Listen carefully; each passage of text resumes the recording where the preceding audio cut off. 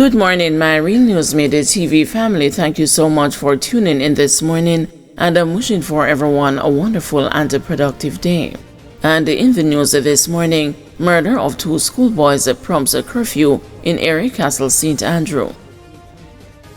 The St. Andrew North Police and the Major Investigations Division are trying to establish a motive for the execution-style killing of two teen boys in Stony Hill, St. Andrew on Thursday night. The boys have been identified as 14-year-old Jumani Henry, a student of Oberlin High, and the 16-year-old Nikon Whitesley, a student of Meadowbrook High. Deputy Superintendent Delion Clark, acting head of St. Andrew North Police, says that the boys were attacked about 11:15 p.m. Both victims were traveling along the Erie Castle Main Road on a motorcycle when loud explosions sounding like gunshots were heard. The police was summoned, and upon arrival they were seen lying on the ground, suffering from what appears to be gunshot wounds to the head. They were taken to the Kingston Public Hospital, where they died while undergoing treatment. DSP Clark said a 48-hour curfew will be imposed in Erie Castle starting at 6 p.m. Friday. Indicom probing 5 fatal police shootings in St. Catherine North. The Independent Commission of Investigations says it has responded to and is probing the circumstances of the 5 police fatal shooting incidents recorded in St. Catherine North since Thursday.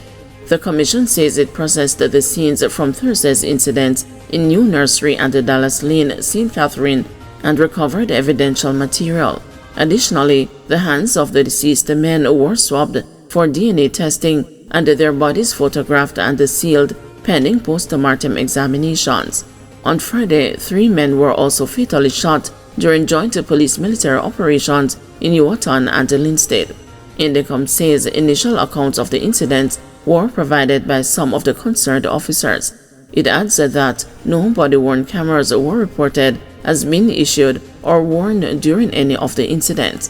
Some 176 people have been killed in confrontation with the security forces to date, with 8 of them fatally shot this month. Indicom is reminding the public that where photos, videos, or information is available in incidents involving members of the security forces, it should be made available and shared with the Commission. This information can be shared via Indicom's WhatsApp number 876-553-0000. Men killed in St. Catherine North operations were on police radar. The St. Catherine North police say 3 men fatally shot during joint police-military operations in the division on Friday morning were on the police's radar. The men were killed and 2 illegal guns seized during separate operations in Yuatan and Linstead. Police have declined to release the names of the deceased at this time. Superintendent Hopton Nicholson, commanding officer for St. Catherine North, says that the operations were conducted across Zone 2, which comprises Linstead, Yuatan, and the Bog Walk. And so far we have detained over 15 persons. One person is a major person of interest. That person has since been transported to the police station. The other persons have been processed at the Linstead police station by the intelligence and as well as persons from the criminal investigative branch. And that includes public safety, traffic enforcement. We are also looking at anti-vending and other aspects. We want to ensure that the persons are safe. A lot of vendors are here, a lot of business persons are here. So far I think they welcome our increased presence, and we are hoping that we will keep the criminals at bay so that law-abiding citizens can go about their business. Yes, there are persons of interest in the recent murder on December 1st in Spanish Town, that one by the gas station. These persons were persons of interest, and the investigation so far is saying that they had participated in that murder and other shooting incidents in the St. Catherine North Division. Workers at another hotel stage wage protest. The protest action among hotel workers has spilled over into a third month, with employees from Grand Decameron Cornwall Beach in Montego Bay, St. James, taken to the streets on Friday morning to press their union and management for better pay and benefits. The workers assigned to the morning shift walked off the job, arguing that the union representing them lacks teeth and continues to relent in relation to demands for increased wages, staff transportation, health benefits, and better treatment. The news understands that some workers are earning in excess of US $3.50 per hour. One of the employees told the news that the hotel's management promised to address their concerns.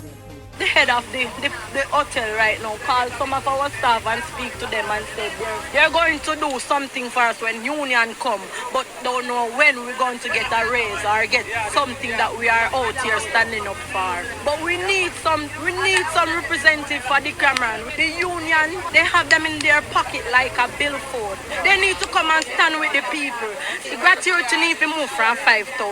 What else against that? Health care, because we cannot afford to go to the private doctor. We have to stay over the public, and when we go over the public, we have to stay there whole night. And when we do call out, then penalize us about it. You have staff here from Jacktar days, and now it's Grandi Cameron. Who is in here from Jacktar is going like 10 years without bonus, and who just come and get to the hotel, so they're giving a raise, and they wait until the government give the minimum wage to raise. They were paying $3.25 an hour, and they're giving who came after more, and they cannot do the work. We have to be training them over. The workers eventually resumed duties. A meeting is scheduled for Monday between the hotel's management and the union representing staff.